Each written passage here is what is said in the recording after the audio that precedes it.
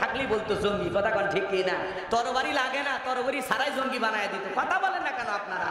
রাগ করতেছেন নাকি বাজান গো আমার? গভীর মনোযোগ দিয়ে শোনেন। আমার নবী বলে ওসমান তরবারিটা নিয়ে আসো। হযরত ওসমান তরবারি নিয়ে আসলেন। বিশ্ব নবী হযরত আলীর হাতে তরবারি ধরায়া দিলেন। হযরত আলী তরবারি পাইয়া মারছে দৌড়, দৌড়াইতে দৌড়াইতে আমরের মুখোমুখি হয়ে গেল। যখন আমর ডেকে বলে কিরে পিচ্ছি আলী তুই কেন আমার সামনে? হযরত আলী ডেকে বলে পিচ্ছি না কি পরে বুঝাইতেছি, জোরে কোন মারহাবা। কথা আছে ছোট মরিচের ঝাল বেশি।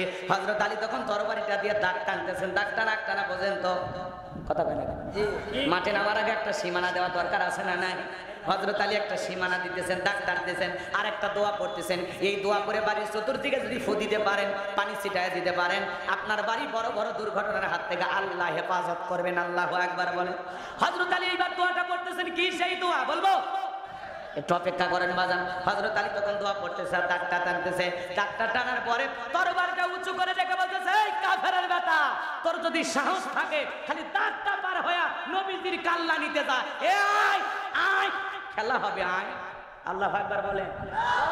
হযরত আলী যে ধমক দিছে, বাড়িতে ঢুকছে চোর, বাড়িওয়ালা ল্যাংরা দুটো পায় না, টের পাইছে চোর ঢুকছে, কিছু না পারে যদি বাড়িওয়ালা জবান দিয়ে আওয়াজ দেয়, কে রে? চোর থাকবি না, ভাগে দৌড় মারবি। একটা আওয়াজে অনেক কিছু ঘটে, কথা বলে ঠিক কিনা? এখন খালি আওয়াজ দেওয়া লিখবে, আওয়াজ।